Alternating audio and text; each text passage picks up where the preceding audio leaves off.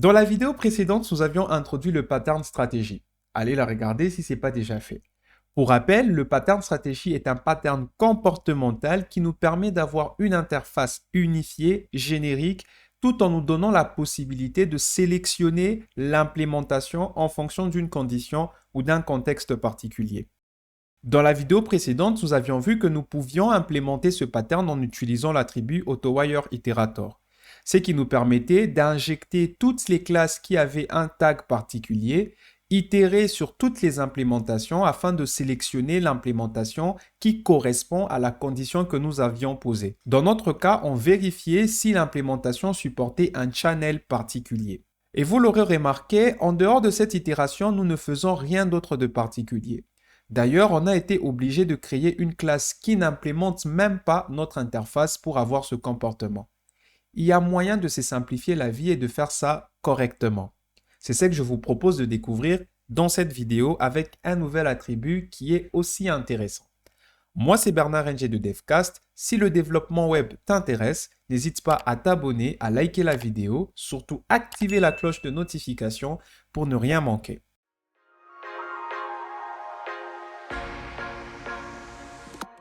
En réalité, il existe une méthode beaucoup plus simple pour implémenter le design pattern stratégie sur Symfony.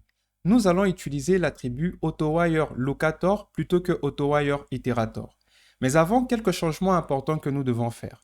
Au niveau de notre interface, nous allons rajouter le tag AutoConfigureTag pour que toutes les classes qui vont implémenter cette interface puissent avoir ce tag particulier.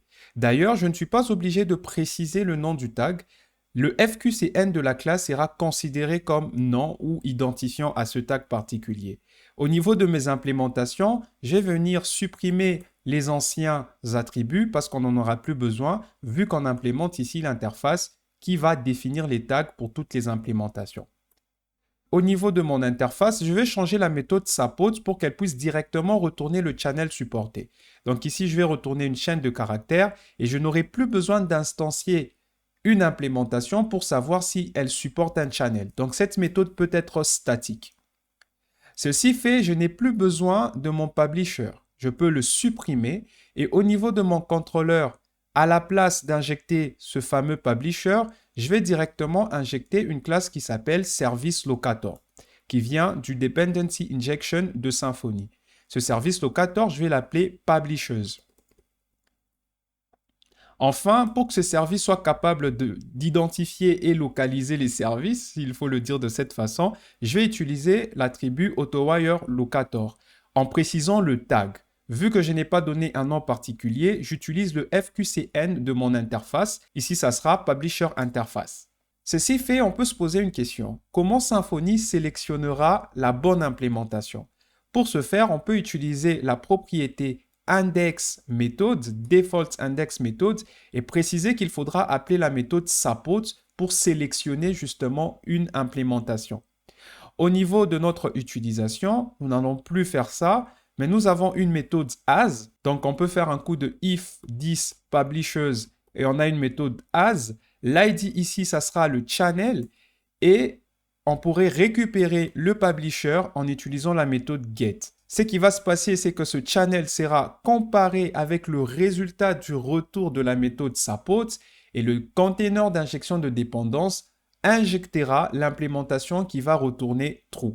Une fois que ceci est fait, je pourrai appeler sur mon publisher la méthode publish en passant mon post. Ce changement, il est très intéressant parce que nous n'avons plus à gérer la sélection de la stratégie. Le framework le fait pour nous. Vu que nous n'avons pas de logique particulière à faire lorsqu'on sélectionne la stratégie, on peut donc utiliser cet attribut AutoWireLocator qui est beaucoup plus performant et beaucoup plus intéressant. Si je reviens dans mon application, le comportement n'a pas changé. Ceci dit, notre implémentation est beaucoup plus simple. Évidemment, je vais changer la méthode au niveau de mes implémentations pour que ça retourne directement le channel. Donc ici, ça sera une méthode public statique qui retourne une chaîne de caractères. Pareil pour mes autres implémentations. Donc pour la partie HTML, je vais retourner HTML, vous l'avez compris. Et pour la partie JSON, ça sera JSON.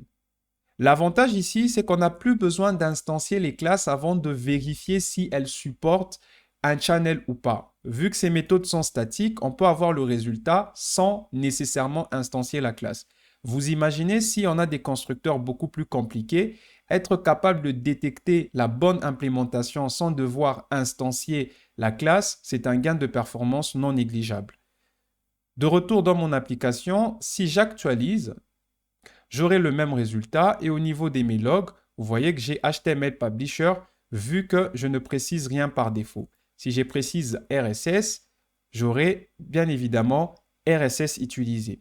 Donc, on a su implémenter le design pattern stratégie, mais d'une manière beaucoup plus efficiente en utilisant le bon attribut pour l'injection de dépendance.